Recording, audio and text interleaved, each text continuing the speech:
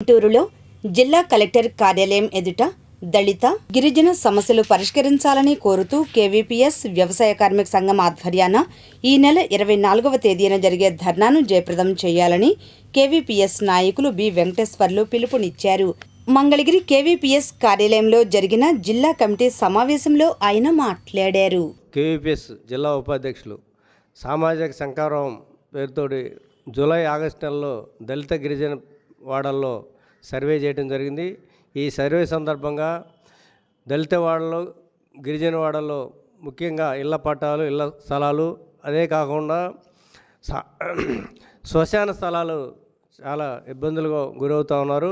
శ్మశాన స్థలాలు ఇవ్వాలని చెప్పేసి, అట్లానే మౌలిక వసతులు, డ్రైన్లు, రోడ్లు ఇట్లాంటివి వేయాలని చెప్పేసి ఈ సమస్యల మీద ఈ నెల 24వ తేదీన గుంటూరులో కలెక్టరేట్ ముందు ధర్నా జరుగుతూ ఉంది. ఈ ధర్నాను జయప్రదం చేయాలని చెప్పేసి దీనిలో భాగంగానే 20-21 తేదీల్లో ప్రచార యాత్ర పెదకాకాని నుండి మొత్తం ఈ నియోజకవర్గం రాజధాని ప్రాంతంలో కూడా పర్యటిస్తూ ఉంది.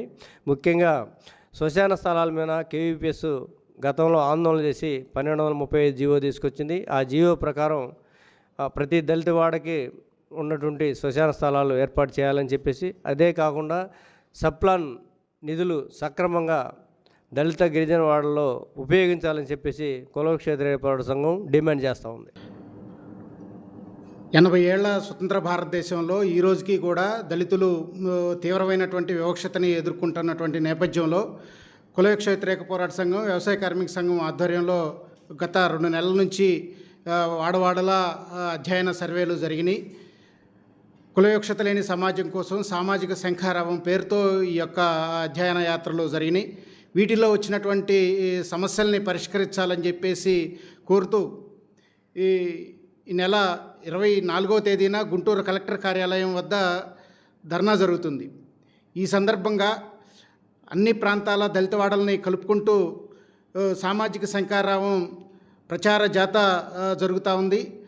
పెదకాకానిలో రేపు ఉదయం ప్రారంభమయ్యేటువంటి ప్రచార జాత పెదకాకాని, దుగ్గిరాల, మంగళగిరి, తాడేపల్లి, తుళ్ళూరు మండలాలు కలుపుకుంటూ ఈ యొక్క జాత జరుగుతూ ఉంది. ఈ జాతాలో వచ్చిన సందర్భంగా స్థానికంగా ఉన్నటువంటి సమస్యల్ని ప్రజలందరూ ఈ యొక్క జాతా దృష్టికి తీసుకురావాలని చెప్పేసి కోరుతా ఉన్నాం.